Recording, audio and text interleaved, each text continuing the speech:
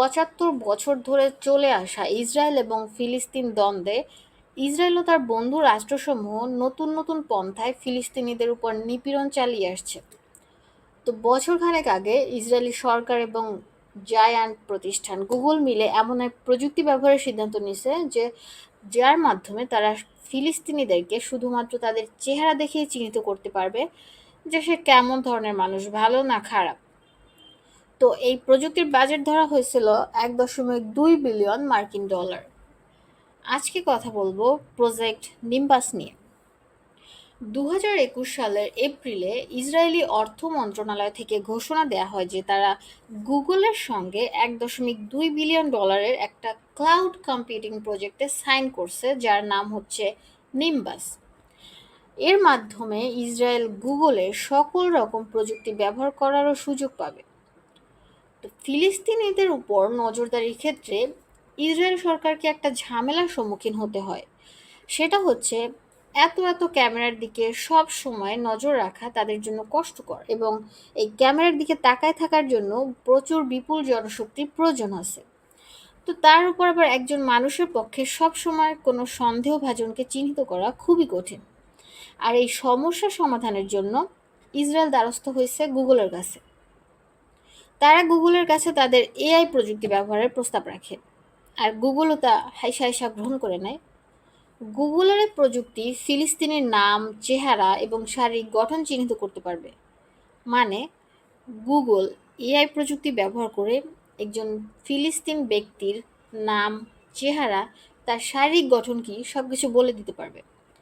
তবে এর সাথে সাথে এটা আরও একটা কাজ করবে, সেটা হচ্ছে গুগল ওই ফিলিস্তিন ব্যক্তির চেহারা দেখে বলে দিতে পারবে যে সে ইতিবাচক না নেতিবাচক, অর্থাৎ সে ভালো না খারাপ। মানে এইটা কেমন সম্ভব? অর্থাৎ এই প্রযুক্তি বলে দিতে পারবে যে ফিলিস্তিনি ব্যক্তিটি রাগান্বিত, দুঃখী নাকি খুশি। আর এই সব কিছুই প্রকাশ করছে কিন্তু গুগল নিজে। ইসরায়েলি সরকারের জন্য বানানো গুগলের একটা ট্রেনিং ডকুমেন্ট আছে, যেটার নাম হচ্ছে সেন্টিমেন্ট অ্যানালাইসিস। এই সেন্টিমেন্ট অ্যানালাইসিসের একটা অংশে বলা হয়েছে যে এই প্রযুক্তি অর্থাৎ প্রজেক্ট নিম্বাস যে কোনো ব্যক্তির শারীরিক ভাষা এবং তার চেহারা দেখে বলে দিতে পারবে যে সে কি করতে যাচ্ছে বা তার মনে কি আছে। আজব! তার মানে দাঁড়ায় যে এখন থেকে যে কোনো ফিলিস্তিনি নাগরিককে ইসরায়েলি বাহিনী যে কোনো সময় গ্রেফতার করতে পারবে এই অভিযোগে যে সেই ব্যক্তির অভিব্যক্তি তাদের কাছে সন্দেহজনক মনে হয়েছে। এই প্রযুক্তি ইসরায়েলি বাহিনীর কাছে, মানে ইসরায়েলি কর্মকর্তাদের জন্য আরও সুযোগ করে দেবে ফিলিস্তিন নাগরিকদের বেশি বেশি হেনস্থা করার। যেটা এখন করতেছে এর পরিমাণ আরও বাড়বে। মানে চাইলেই আপনাকে ধরতে পারবে, বলে দিবে যে আপনাকে নেতিবাচক মনে হয়েছে তাই ধরে ফেলছে। তো এই প্রযুক্তি ইসরায়েলি বাহিনীর জন্য খুব বিরাট একটা জিনিস, কারণ এই প্রযুক্তি ব্যবহারের ফলে এখন এই ইসরায়েল সরকারকে অপারেশন ব্লু ওলফের মতো কোনো প্রজেক্ট আর চালাতে হবে না। যে কোনো অজুহাত দেখাই কাউকে ধরে নিতে পারবেন।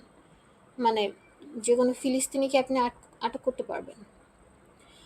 তো আমরা আগেই জেনেছি যে এই প্রযুক্তি মানে প্রজেক্ট নিম্বাস ফিলিস্তিনিদের শারীরিক ভাষা এবং চেহারার অভিব্যক্তির উপর ভিত্তি করে তাদেরকে বিপজ্জনক বা সন্দেহজনক হিসেবে চিহ্নিত করতে সক্ষম। আর এটা যদি ইসরায়েলি সরকার ম্যানুয়ালি করতে যায় তাহলে তাদের প্রচুর পরিমাণ অর্থ, সময় এবং জনবলের প্রয়োজন হবে, যা এখন গুগল খুবই সহজে করে দিচ্ছে তাদের জন্য, মানে তাদের বন্ধু ইসরায়েলের জন্য। আগে যে জিনিস করতে ইসরায়েলের বছর লেগে যেত সেটা এখন মাত্র কয়েক মিনিটেই তারা করতে পারবে।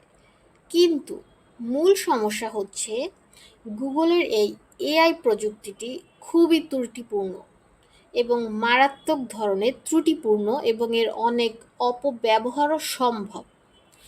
প্রথমত আমাদের সবারই বোঝা উচিত যে যদি কোনো অসামরিক এলাকায় সামরিক বাহিনী মোতায়েন করা থাকে তাহলে সেখানকার মানুষ খুব স্বাভাবিকভাবে একটু চিন্তিত, ভীত সন্ত্রস্ত বা রাগান্বিত থাকবে।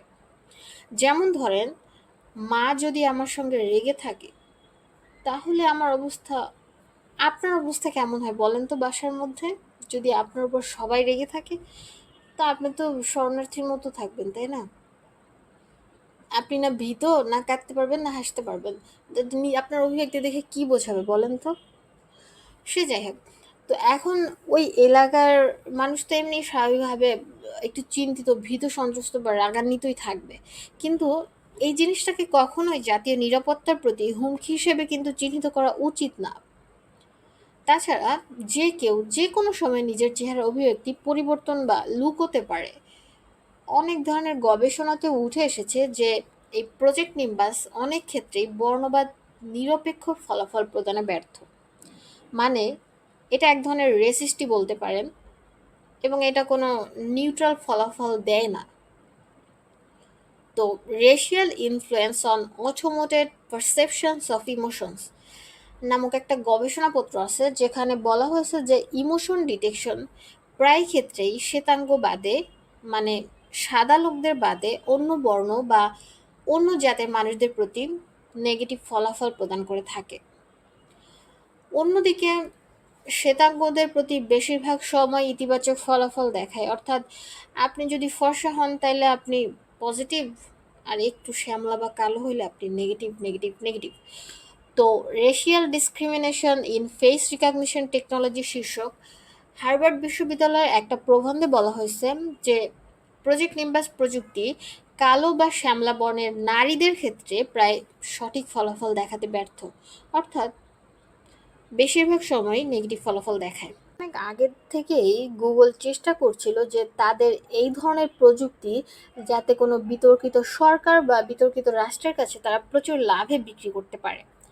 কিন্তু সেটা অনেক ক্ষেত্রেই সম্ভব হয়ে ওঠেনি, যার একটা প্রধান কারণ ছিল গুগলের কোনো না কোনো কর্মী তাদের এই পরিকল্পনা পৃথিবীর সবার সামনে তুলে ধরছে এবং এটাকে নস্যাৎ করে দিছে। এবং এই একই ঘটনা প্রজেক্ট নিম্বাসের ক্ষেত্রেও হয়েছে। প্রজেক্ট নিম্বাসের ক্ষেত্রে গুগলের কর্মী আরিয়েল কোরেন ছিলেন, যিনি ছিলেন গুগলের মার্কেটিং ম্যানেজার। তিনি প্রজেক্ট নিম্বাসের বিরুদ্ধে জোরালো প্রতিবাদ করেন, কিন্তু উল্টো তাকেই বেশ হেনস্থা করা হয় এবং বিভিন্নভাবে চাপ দেওয়া হয় যাতে তিনি এই বিষয়ে চুপ থাকেন। আরিয়েল কোরেন যখন প্রজেক্ট নিম্বাসের ব্যাপারে জানতে পারেন, তখন বিষয়টি গুগলের একটি ইহুদিভিত্তিক গ্রুপ জিউগ্লার্সে আলোচনা করেন এবং অন্য সবাইকে এই ব্যাপারে সোচ্চার হতে উদ্বুদ্ধ করেন। কিন্তু ১ মাস পর দেখা যায় যে সেই গ্রুপ থেকেই তাকে ব্যান করে দেয়া হয়, এবং এটা অনেক দুঃখজনক যে তিনি অনেক চেষ্টা করেও এই প্রজেক্ট নিম্বাসকে থামাতে পারেননি। বরং গুগল থেকে তাকে নানা রকম চাপ দেওয়া হয়েছে, তাকে বলা হয়েছে যে আপনি ব্রাজিল চলে যান অথবা আপনি চাকরি ছাড়ে দিতে পারেন।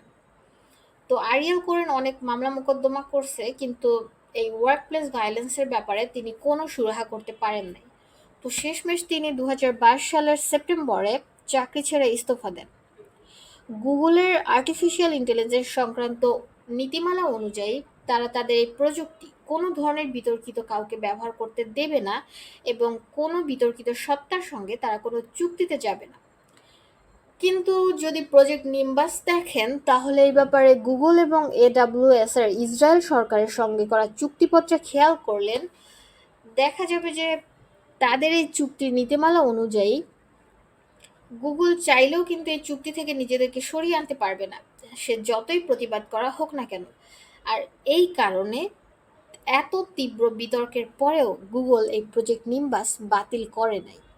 এছাড়াও বর্তমান গুগলের যিনি সিইও আছেন সুন্দর পিচাই, উনি ২০১৮ সালের জুনে একটা পোস্ট করেন যে সেখানে বলছেন যে গুগল কখনোই নিজেদের আর্টিফিশিয়াল ইন্টেলিজেন্স টেকনোলজি এমন কাউকে বা কোনো প্রযুক্তি ব্যবহার করতে দেবে না যার মূল উদ্দেশ্য অন্য মানুষের ক্ষতি সাধন করা বা তাদের মৌলিক অধিকার খর্ব করা। আসল কাহিনী হয়েছে যে গুগল বিভিন্ন স্টার্টআপে বিনিয়োগ করে থাকে, গুগলকে আড়ালে রেখে তাদের জন্য সব কাজ চালিয়ে যায়।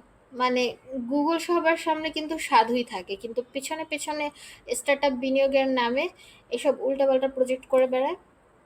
আর সামনে সামনে বলে যে গুগল কখনো নিজেদের এআই টেকনোলজি দিয়ে কাউকে ব্যবহার করতে দেবে না, কারো ক্ষতি সাধন করতে দেবে না, কারো মৌলিক অধিকার খর্ব করতে দেবে না। আসলে এইসব কারণেই আমরা গুগলের সম্পর্কে তেমন কোনো বিতর্কিত প্রজেক্ট দেখি না।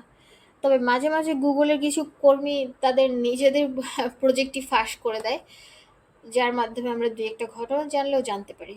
তো তো গুগল সম্পর্কে আমার এত কিছু বলার পর সেই ভিডিও আবার গুগলের ইউটিউবে আপলোড দেওয়ার পরে আমি ভাবতেছি যে আমার ইউটিউব চ্যানেল থাকে কি থাকে না। যদিও বা না থাকে তাতে আমার কোনো আফসোস নাই, কারণ আমি ভিডিওই দেই মাসে বা বছরে একটা। তো না থাকলেও আমার কোনো সমস্যা নেই। আমারও যে ছিল বিষয়টা আপনাদেরকে জানানো, আর এটা নিয়ে আমি বেশ অনেক দিন থেকে ভিডিও করতে চাইছিলাম, কিন্তু সেটা হয় নাই। তো আজকে সময় পেলাম তাই আপনাদেরকে জানালাম। আপনারা আমাকে জানাবেন যে আপনাদের মতামত কি। আর আমার চ্যানেল যদি থেকে থাকে তাহলে অবশ্যই আমি দেখতে পারবো যে আপনারা আমাকে কি কমেন্ট করেছেন। তো আজকে এ পর্যন্তই সমাপ্ত। টাটা।